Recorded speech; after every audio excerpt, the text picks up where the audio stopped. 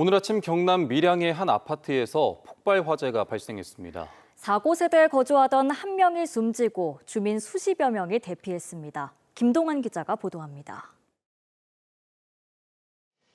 아침 시간 엄청난 폭발음과 함께 파편이 아파트 주차장으로 쏟아져 내립니다.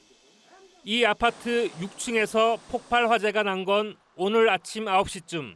사고가 난 세대의 베란다는 통째로 날아갔습니다. 소리가 막 나도 엄청나게 나요. 이 나와보니까 맨발로 나가 여기 울고 서가 있는 사람 서가 있고 막 불길이 그 해가 되면 문짝이가 막 떨어지고 막. 이웃 세대 현관문은 종이장처럼 구겨진 채 떨어져 나갔습니다. 주차 차량들도 날벼락을 맞았습니다. 폭발 사고 여파로 유리 파편과 콘크리트 잔해가 어지럽게 널려져 있습니다. 현재 아파트 출입이 임시 통제되고 있습니다. 60세대 100여 명이 거주하는 6층 아파트의 6층 폭발 화재로 4고 세대에 거주하던 남성 1명이 숨지고 연기 흡입 등 5명이 다쳤습니다. 화염이 분출되고 있는 상황이었습니다. 출입문이 떨어져 나갈 수 있고 그 앞에 한 명이 엎드린 채 있었고 나머지 내부 수색한 바 더 이상 인원은 없고. 이 아파트는 1층 가스탱크에서 각 세대에 가스를 공급하는 중앙 집중식 구조입니다. 사고가 나기 전 가스 냄새가 났다는 주민들도 있습니다. 바깥에 가스 냄새가 올라오더라고요. 뭐지 하고 다시 누웠는데 집에 유리가 막 터져 나와가지고 그래가 유리를 받고 막 몸만 막 빠져나와서. 폭발 충격에 아파트 외벽에 균열이 발생하면서 밀양시는 주민 안정 대책을 추진하고 있습니다. 주민들이 갑자기 집에서 나오셨으니까 식사, 잠자리, 다른 여러 가지 불편함이 없도록 저희 모든 부서에서 다 나와서. 소방당국은 한국가스안전공사 등 관계기관과 사고 원인 조사에 착수했습니다. KNN 김동환입니다. 도심 번화가에서 술을 마시고 정신을 잃은 뒤 수백만 원에 이르는 바가지 요금 피해를 당했다는 주장이 잇따르고 있습니다. 경찰이 수사에 나섰지만 뚜렷한 증거가 없어 피해 확인은 쉽지 않습니다. 최한솔 기자가 취재했습니다. 40대 A씨는 올해 초 창원 상남동의 유흥주점을 찾았습니다. 양주 한 병을 시켜 몇 잔을 마신 뒤 A씨는 곧바로 잠이 들었습니다. 그래서 양주 3-4잔 정도 먹은 기억이 있는데 그 이후로 기억이 아예 안 날 정도로 아예 정신을 잃어버린 것 같습니다. 주변 공원 산책길이라 했구나. 거기서 일어난 것 같아요. 잠이 깬 A씨는 자신의 통장에서 420만 원이 이체된 것을 확인했습니다. 지문으로 사용 가능한 모바일 뱅킹이었습니다. 통장 계좌를 확인해 봤거든요. 혹시나 해서 술값 처음 50만 원, 도우미 여자분 10분 간격으로 30만 원씩 팁이라고 하면서 90만 원 빠져나왔고 3시간 뒤 마지막으로 또 술값이 나오면서 280만 원이 빠져나왔습니다. 지난 2월 친구와 함께 같은 주점을 이용했던 B씨도 같은 상황을 겪었습니다. 아침에 치우지 마라 하면서 사랑한 건데 이야기를 하고 자리에 앉아서 양주를 혼자 먹고 또 맥주도 혼자 먹고 그런 상황에서 정신을 없다 잃었습니다. 며칠 뒤 확인한 B씨의 통장에서는 200여만 원이 이체돼 있었습니다. 술값 계산하려니까 계산했대요. 친구분이 네. 얼마를? 98만 원을 계산했대요. 친구 계산했으니까 당연히 내 통장에서는 빠져나간 게 없겠구나 하고 이제 생각을 했었는데. 창원 유흥주점 2곳에서 이 같은 피해를 호소하는 이들만 10여 명. 경찰에 고소도 했지만 진척은 없습니다. 이들 모두 뭔지 모를 약물이 술에 들었다고 주장합니다. 또 술을 마신 뒤 모두 10여 분 만에 잠이 들었습니다. 업소는 2곳이지만 업주는 같은 인물인 것으로 확인됐습니다. 가게에는 CCTV가 없고 업주는 손님이 직접 줬던 팁이었다고 주장하고 있어 증거가 없다는 게 경찰의 설명입니다. 경남 지역 최대 번화가로 알려진 창원 상남동에서 바가지 요금 피해 주장이 잇따르는 가운데 경찰의 수사를 촉구하는 목소리가 높습니다. KNN 최한솔입니다. 부산시가 세계적인 건축가의 설계를 통해 랜드마크를 건축하면 용적률 완화 등 인센티브를 제공한다고 밝혔는데요.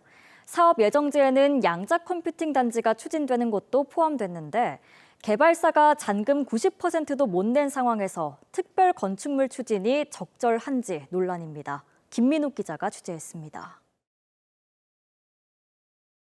20년 넘게 방치된 부산 센텀시티 옛 세가삼이 부지.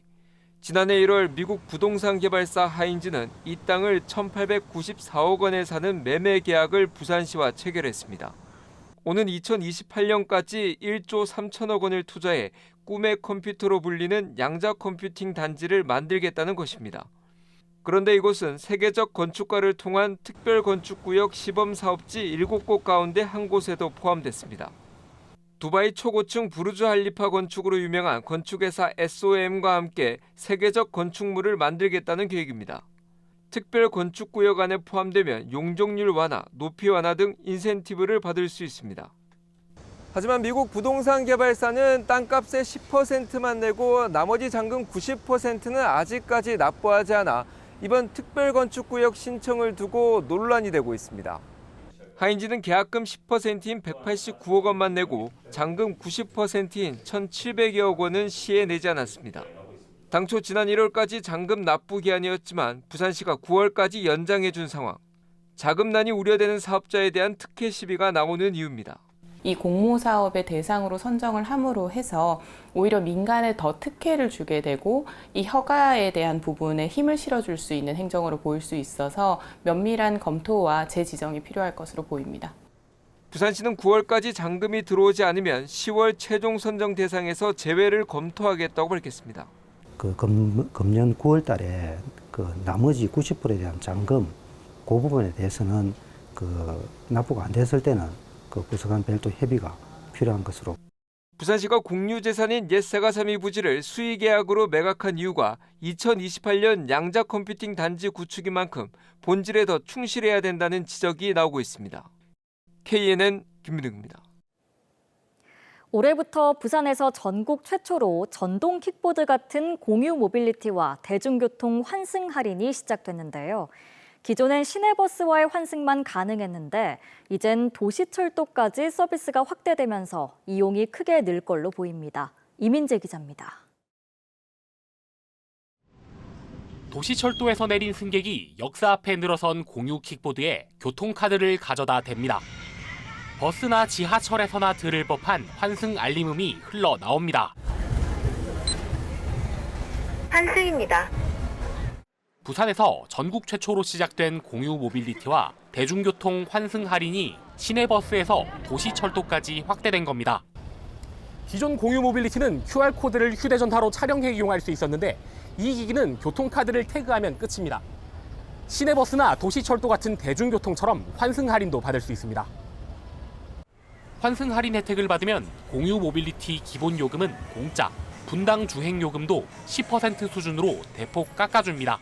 부산대역에서 내리셔서 아니면 장전역에 내리셔서 주로 환승을 많이 이용하고 있습니다. 이용했을 때 많이 안 하게 되면은 2,000원 이상인데 환승을 하시게 되면은 실제로는 지하철 요금에 플러스 몇백 원밖에 추가 요금이 되지 않습니다.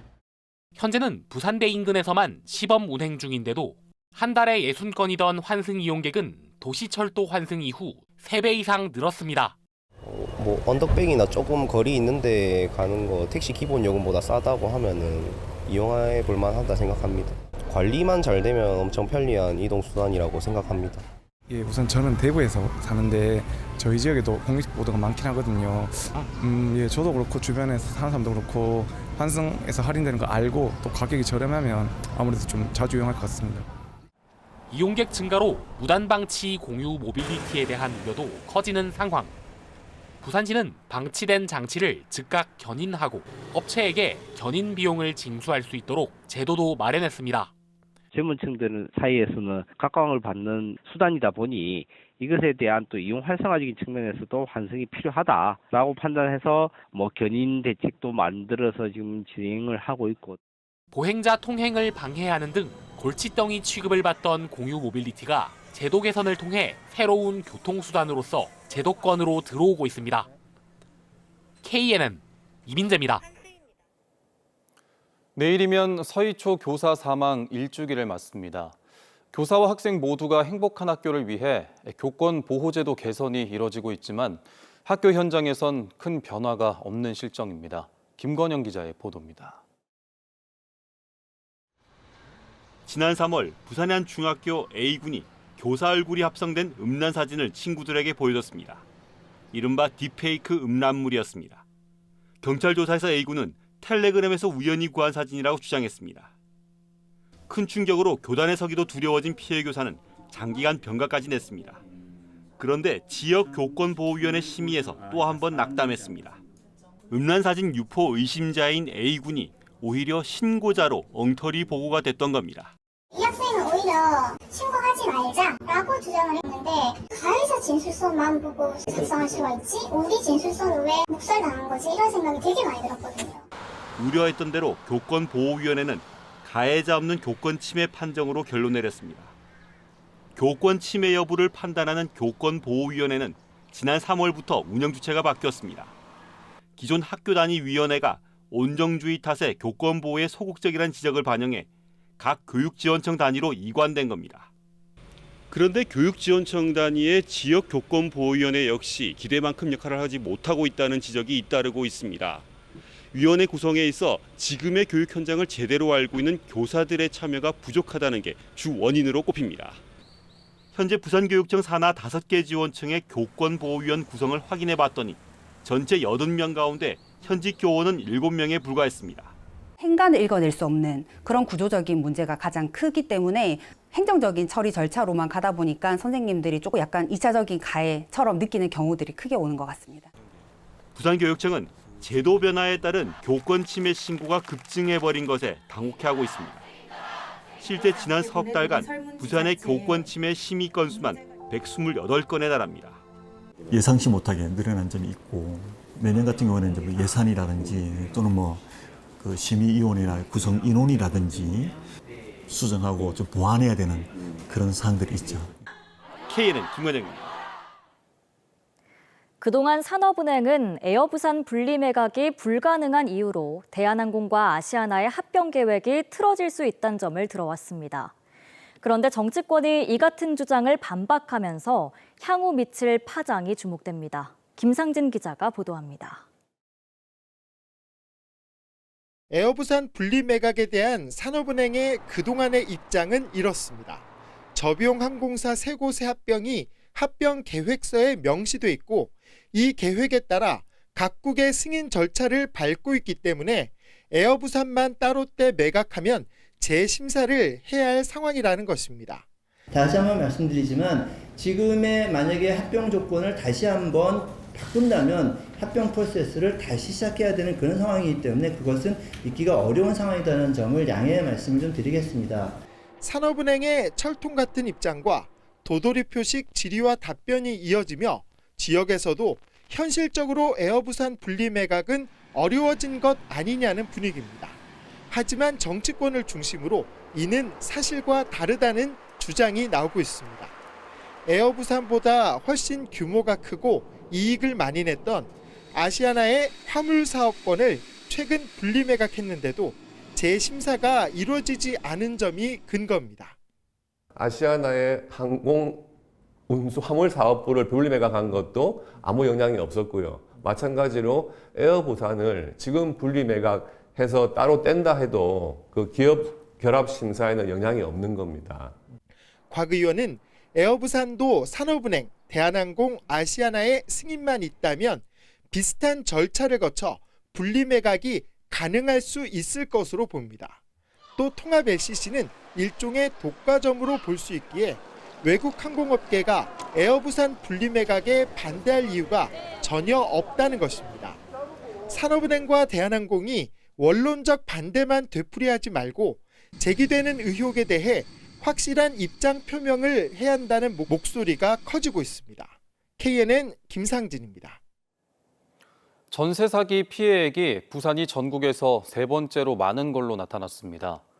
박정현 더불어민주당 의원이 경찰청에서 받은 수사 결과 자료를 보면 전세 사기 지역별 피해 금액은 부산은 1,900여억 원으로 서울, 경기에 이어 3번째로 많고 인천보다도 많은 걸로 나타났습니다. 특히 인구 대비 전세 사기 피해자가 가장 많이 발생한 지역을 봤을 때 부산이 대전에 이어 2번째로 많아 인구 10만 명당 66.8명으로 집계됐습니다. 한화오션 노사 임단협이 난항을 겪는 가운데 노조와 시민단체가 하나그룹을 규탄하고 나섰습니다. 전국 금속노조 경남지부 등은 오늘 기자회견을 열고 한화그룹이 하청 노동자 블랙리스트, 임금 체불, 식당 이원화 정책 등 하청 노조 탄압을 하고 있다고 비판했습니다. 또 시민단체는 인수 1년이 넘도록 한화그룹은 지역사회 공헌을 위한 사업 계획이 부족하다며 지역경제 동반 성장 계획을 이행하라고 촉구했습니다. 부산고법 민사오부는 일본 도쿄전력을 상대로 제기된 후쿠시마 방사능 오염수 해양 방류 금지 청구를 기각했습니다. 이는 원전 오염수 방류에 따른 피해로 민사소송을 제기할 수 있는 국제재판 관할권을 가진다는 원고의 주장이 받아들여지지 않은 겁니다. 청구를 제기한 부산 시민단체들은 사법부가 주권을 기만하는 판결을 했다며 무책임한 핵오염수 투기에 끝까지 책임을 묻고 저항하겠다고 밝혔습니다. 함양 난개발대책위원회가 지리산을 관통하는 벽소령 도로 개설 계획을 철회하라고 함양군에 촉구했습니다. 함양군이 추진하는 벽소령 도로는 함양 마천면과 하동 화계면을 잇는 23.8km 구간입니다. 시민단체는 환경 파괴와 생태계 단절은 물론 반달가슴곰 복원 사업에도 악영향을 미칠 것이라고 우려했습니다. 이번 장마 기간 집중호우로 전국에서 피해가 속출하는 가운데 경남도가 재해 발생 우려 지역 2곳에서 현장 안전점검을 실시했습니다. 박완수 경남도지사는 오늘 거제시 학산 자연재해 위험 개선지구와 통영시 화포 자연재해 위험 개선지구를 찾아 월파 방지공 등 주요 안전시설 공정률과 운영 상태 등을 점검하고 철저한 현장 관리를 당부했습니다.